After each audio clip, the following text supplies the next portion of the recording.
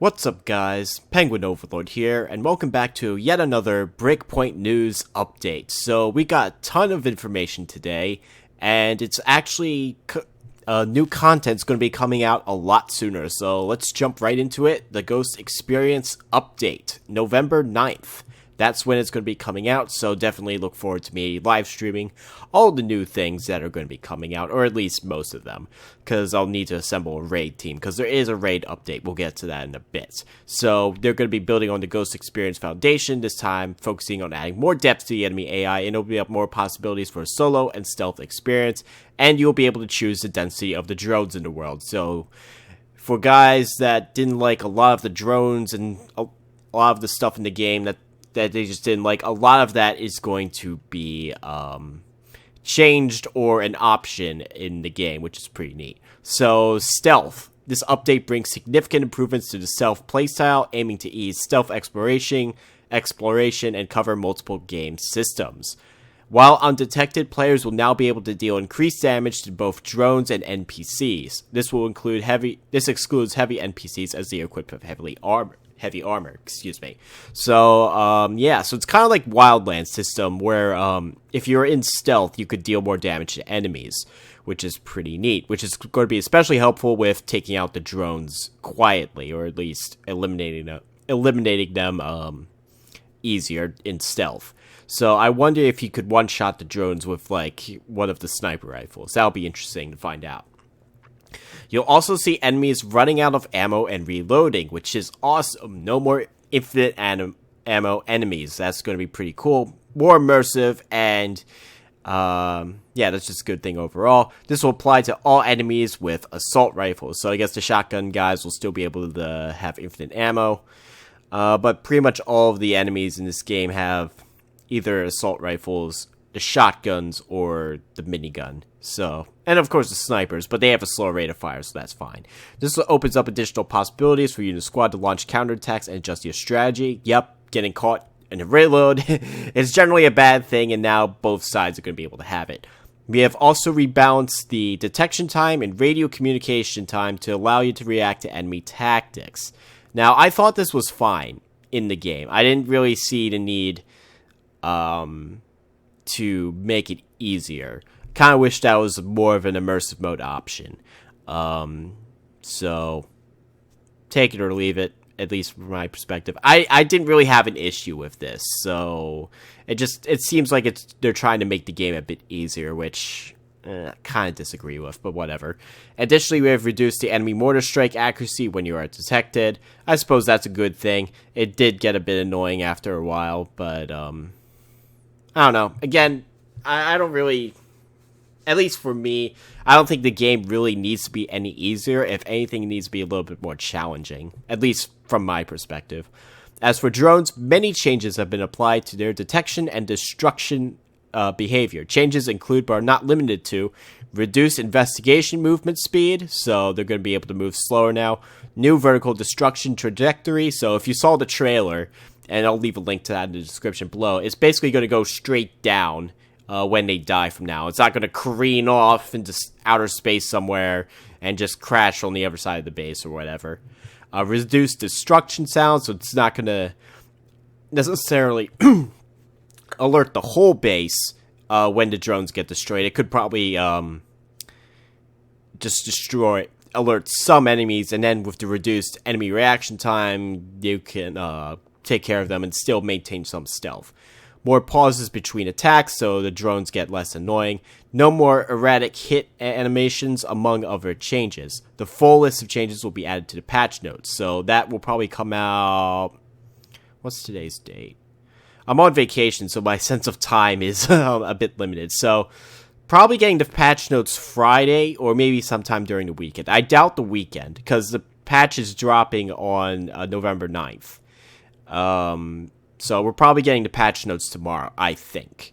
We've also added new settings to the aim assist in order to provide more granularity to your experience. That's cool, I guess. Bullet lure, grenades, and C4. So we're getting a new item, the bullet lure, where you can lure one enemy at a time without triggering large groups of enemies. It is important to note that this is not a replacement to the existing diversion lore, which works best with bigger groups of enemies as it has a large area of effect. So the bullet lore will be accessible from the item wheel, and you'll have an infinite amount of it. No need to manage that. Kind of wish it was a little bit more restricted, but that could be useful. If you wanted to like grab like a lieutenant or somebody to investigate, you can just do the bullet lore, and he'll come over to you. And you'll be able to do that. So that's cool. We've also added a community-requested feature when it comes to grenades, cooking grenades, available both in PvE and PvP. This will work side by side with the other features introduced with this update. This will allow you to be more precise with grenades and will leave no room for the enemy to react, resulting in a more effective execution. So what they're talking about, if you didn't see the trailer, basically you could hold onto your grenade for a few seconds, however long you want, and it will shorten the time it takes for the grenade to detonate. So you could just hold on to it for a little bit, throw the grenade, and right when it gets to the enemy, it could explode. So that's a pretty cool feature. That means I'll probably use the grenades more often, because I generally don't. So prior to this, basically how the game works now, you throw a grenade, it's going to wait for a few seconds, and then enemies will jump away and it'll explode. This will make the grenades more lethal, which is a good thing. Lastly, to add more freedom for C4 usage, you'll be able to pick up Ghost, Play C4, and Mines for reuse. So that's a good thing. Basically, if you're in a mission and you complete the mission, and you still have like a couple of mines left over that didn't blow up, you can pick them up, which is a good thing. Syringes. So, based on feedback from players, we have added one last option to the way syringes work in game. You can now choose whether your syringes heal your injuries or not. This setting is off by default while in immersive mode. So that actually gives a greater role to the bandages. I'm not sure. I think there's a skill in the skill tree which allows syringes to heal injuries. So I don't know how that works. I'd have to check the skill tree again. But I like this because there's no real need to use the bandages in Ghost Recon Breakpoint when a syringe can just heal you. So, and cure your injury. So, this will make the game more challenging, which I like. That's kind of the theme I'm going here. I want the Ghost Recon games to be more challenging, at least for me. Because, at least for me, and this isn't, I'm not trying to, like, brag or anything. It just seems too easy. Like, I normally don't play games on extreme difficulty, but I kind of have to with Ghost Recon just to get some challenge out of it. Most of the time, if you guys saw my Serious Sam 4 stream, I can't really do the extreme difficulties that well because I'll just die quickly. Anyway, Darkest Night. We are happy to introduce our new setting, Darkest Night. This tactical setting will offer the darkest nights ever seen in Tom Clancy's Ghost Recon Breakpoint. Immerse yourself, adjust to your HUD settings, and make sure you have your NVG and thermal vision on standby. So, this is going to make the night much darker, which is a good thing, so that way your NVGs will be more usable and more necessary. So that's cool. Then again, Aurora doesn't have much light pollution, so how realistic is this? I don't know, but hey, it's cool. I like it. Cleaning weapons. This is a big one. Ability to clean your weapons from mud, dirt, and snow. We understand how important this is for players, and we can confirm that you'll be able to do that from the loadout menu. So yeah, that's something that a lot of people didn't really like. They did tone it down from launch to now. I know that it's a little bit, it's not as bad, except for the pistols. The pistols are always like covered in gunk, which is a little annoying, but yeah, so that's another good feature. Inventory management. This is a big one. Mass sell resources. I cannot tell you how many behemoth armor plates I have in my inventory. It's in the thousands at this point. And that's going to be good. That's going to free up a lot of skill credits. Weapon dismantling. To reduce the time spent in your inventory, you can now dismantle weapons when near a crate without picking the weapon up. Sorry. Only in immersive mode. Now that's interesting. How does that work? Because you don't have like weapons. You don't have like loot in immersive mode, so that's curious. Not sure how that's gonna work out. But yeah, that's a cool feature, I guess.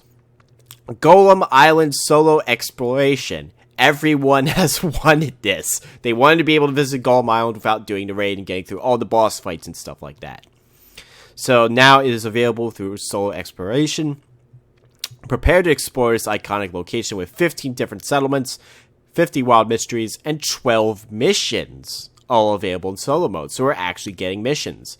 For more of all the details on the raid update, check out our dedicated article here. So I do have that loaded up.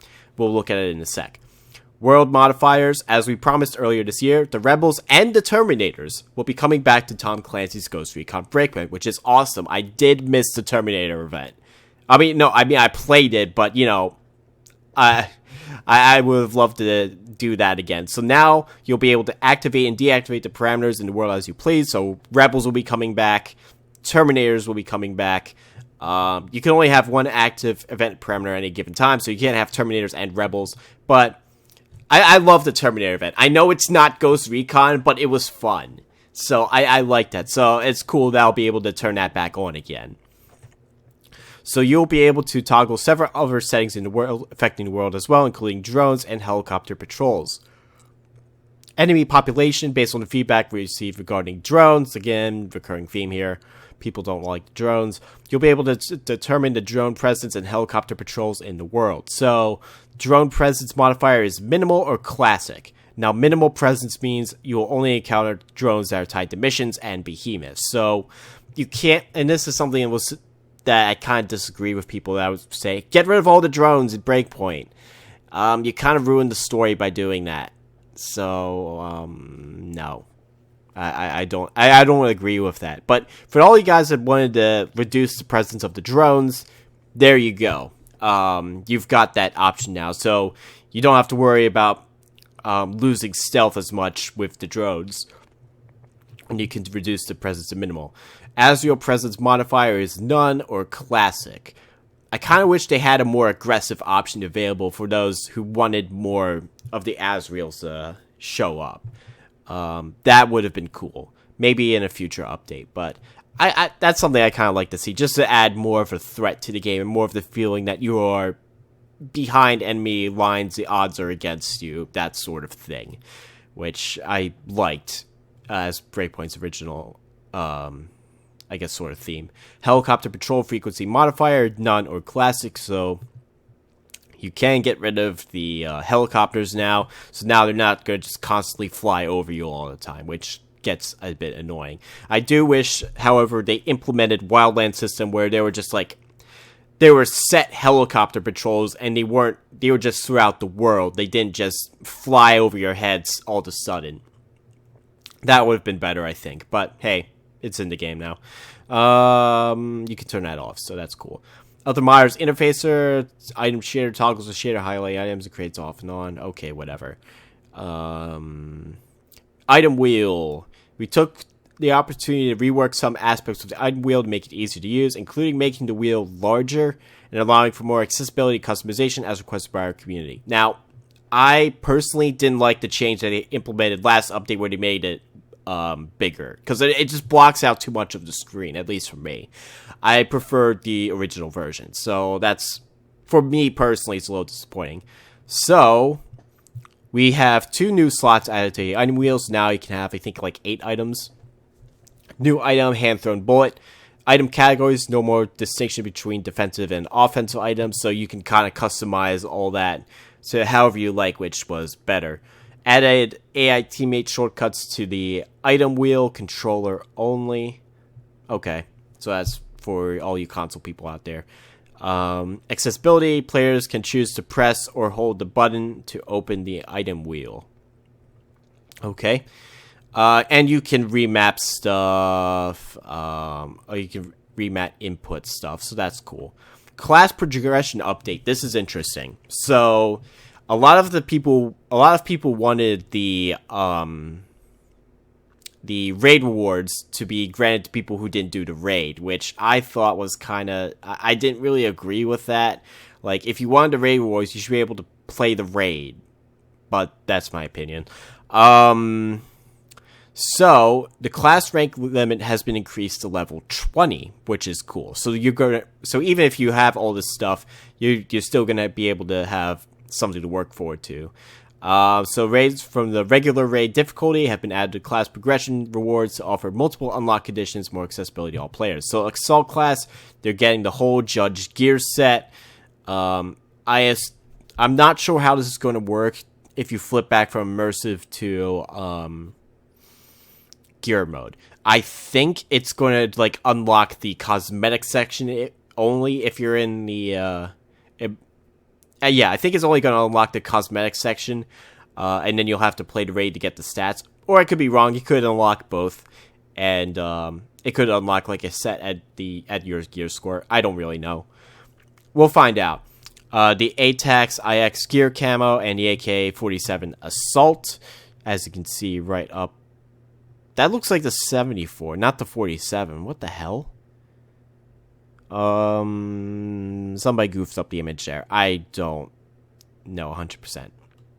Because that's supposed to be Assault. Sharpshooter class, Commissar gear set, ATAX FG gear camo, and the Mark 14 Assault. Panther, you got the Flayed gear set, ATAX ATX gear camo, Scorpion Evo 3 tactical, ATAX weapon camo, whatever. Basically, all the ATAX variants the classes will be able to unlock. You obviously get the Golem gear set for Medic and the MPX tactical. I still actually haven't unlocked all of the like raid gear set stuff, so I guess that's kind of cool. Engineer gets the Architect gear set and the Mark 48 Saw. Echelon gets the Silencer gear set and the A2 Shorty. And Pathfinder gets the Pioneer gear set and the Tavor Scout. Now, Golem Island. We are going to be able to explore it, which is cool. And more. So, you're going to see changes coming to Golem Island. 2 exciting new modes and the ability to explore the island solo. With these modes also come changes to the enemy level, game modifiers, and more. Each raid difficulty will now have its own subsection in the objectives board. So, now we can single-handedly traverse Golem Island and explore brand new objectives. 15 different settlements. I think that's the right number that's actually in Golem Island right now, if I remember correctly. So it's not, I don't think it's new necessarily. It's just you'll be able to explore in solo. 50 wild mysteries and 12 mission milestones. You'll have the chance to take on Golem Island like you've never seen before through both the regular and immersive experience. Now, this will be accessible to all players after completing the No Way Out mission and talking to Jericho and Erewhon. As you complete challenges, another challenge will be available immediately. Enemy level will adapt to the player in regular mode, the gear score mode. You're going to have 12 new milestone missions that are available on the island. These include killing targets, destroying behemoths, stealing tech parts, and destroying servers. So that's cool. So you're going to be able to do new missions, which is pretty cool. The game definitely needs more content, and that's cool. I like it. Focus on exploration. Navigation between sectors improved. More cars and boats spawned. Loot consists of regular world loot. Select loot from the raid, regular for missions, and chests. So loot solo exploration. This is basically items listed below will be listed to players throughout Golem Island missions and in Golem Island chests. All of the below loot is available in the raid regular. So basically all the raid rewards, I'll let you read these all. Whatever. My only thing is it kind of screws over the people who actually did the raid and put in the work to get all this stuff. I kind of wish that they added some new stuff. So that way players who actually did the raid and worked on the raid wouldn't feel completely cheated.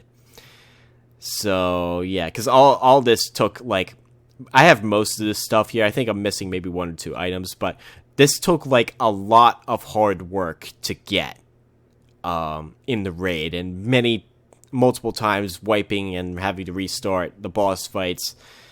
I don't know. It kind of disappoints me that it didn't add anything new for the people who actually did the raid. But there are new stuff coming, so we'll get to that in a bit. With raid threat critical. It's supposed to be threat. They said thread. Okay. Up the stakes and challenge yourself by trying your hand at threat critical. A change in enemy level and modified boss patterns are just 2 of the ways you'll be able to increase the difficulty in regular mode. So 150 is going to be the minimum gear score, but enemies are now increased from 260 in normal to 300 in critical. So that's going to be a significant challenge if you're at 150 gear score. The enemies are going to be way stronger. Even if you're at 260 or 250, they're going to be tougher. So, yeah, that's going to make things more challenging for people who have not gone to gear score 300. Hearts. Players have 4 hearts that replenish over time, allowing the player to respawn or revive teammates. Okay, so I guess, let's say you fail completely and run out of hearts. Maybe you get kicked out of the raid? That's interesting. I'll look forward to trying that out on a separate stream, because I don't think I'll be able to get a raid team in time to stream all and cover everything all in one night. Modified boss patterns, more enemies and waves, shorter ability cooldown. So, like, all the different things that the bosses can do, they'll be able to do them more often. Exclusive loot, 4 unique weapons, and 5 titles are being added to the loot. So, there is going to be a reward for people who actually do this. Weekly game modifiers, threat critical. So this is something Ubisoft mentioned a while back when they first unveiled the raid, and now they're finally adding it. 2 major modifiers and 1 minor will be applied from a game pool to hardcore mode. Below is the list of current list of major and minor modifiers. Try saying that 5 times fast. Can be applied. These weekly modifiers will appear in the raid's critical summary section of the objectives board. When a player reloads their weapon, ammo is left in the current magazine is lost, just like in Ghost mode. Cooldown for each heart is longer, and you have 3 max hearts instead of 4. No ammo drops for your currently equipped weapon. When injured, a player progressively loses health and can't regenerate automatically. All players can only equip 1 main weapon. Now, this is going to be interesting if these 2 modifiers drop at the same time. That's going to make things challenging, because then you're going to have to transition to pistols until you can eventually pick up some ammo for your main gun. Life chunks are lost when empty until a player heals. So, I kind of like the immersive mode, I think, where with the partial health regeneration, where with like health regeneration turned off. That's what it's talking about. I'm dumb. So that's cool. Minor friendly fire is enabled. A player can wound a teammate with their own bullets. Oh boy, that's going to be interesting. That's going to lead to some shenanigans. Time of day is fixed at midnight for the entire week. That's cool. Make you use more night vision. Technique gauge recharges slower from all sources. Now, the exclusive loot are essentially skin customizations. So you've got the M82 Cerberus, the MGL Quantum, the Mark 14 CQC, and the CSFP. It's Springfield XD. Why do they not call it that? Come on. I know licensing, but they could have just called the XD9. Bale. So, these were all in the trailer as well. You can see them by looking at the trailer. And then titles is Heroic, Dragon Slayer, Giant Slayer, King Slayer, Mind Slayer, Titan. So, yeah, that's cool.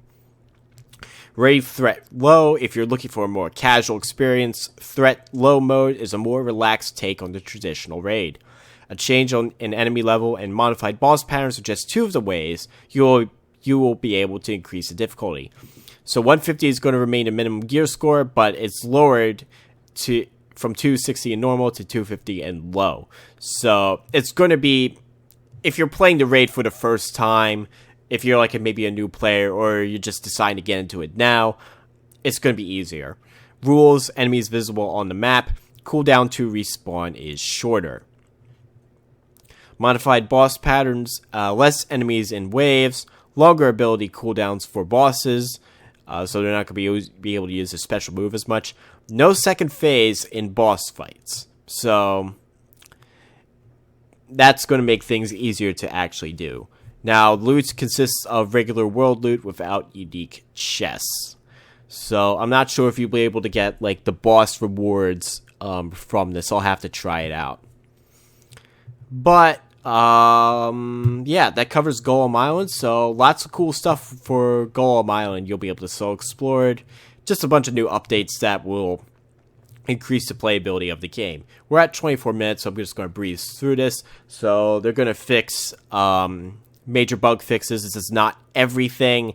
Fix an issue where players could not loot Pathfinder items in raids. Tactical caches could not be found in all sectors in raids. I haven't played the raid since a while. But of note, why did my headset turn off? Whatever.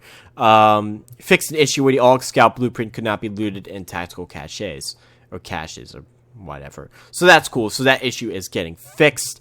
But the other big one is Behemoth drones are respawning. So looks like skill credits are back on the menu. Excellent. So that's good. I really do hope that's fixed, because now I can actually buy. I'll be able to farm Behemoth drones and actually be able to buy vehicles and not have it take like forever. Fix an issue where the Briggs character does not have the intended hand skin color when resting at bivouac. I'm not sure what Briggs is supposed to mean, but whatever. I'm sure someone will tell me in the comments. But yeah, just some other issues. Fix an issue where sometimes players will not sometimes be able to reload, switch weapons, or throw grenades. Wow, that's pretty bad. Like yesterday I encountered the issue where I couldn't fire up the drone sometimes. That's weird. Anyway, there's going to be more bug fixes coming. That's going to be sharing the full list of the patch notes closer to the release date of the title update. This is not a comprehensive list of all fixes and updates to title update 3.0.3. So yeah, that's pretty much everything. There's a lot to go over for this video. 26 minutes in, but hey, sometimes that's just how it is. So that's everything. That's my thoughts on the update. Let me know what you guys think down in the comments below. Links will be in the description for everything. So thank you all for watching. Look forward to seeing you on November 9th when I live stream some of this content. And yeah, catch you all next time. Take care, guys.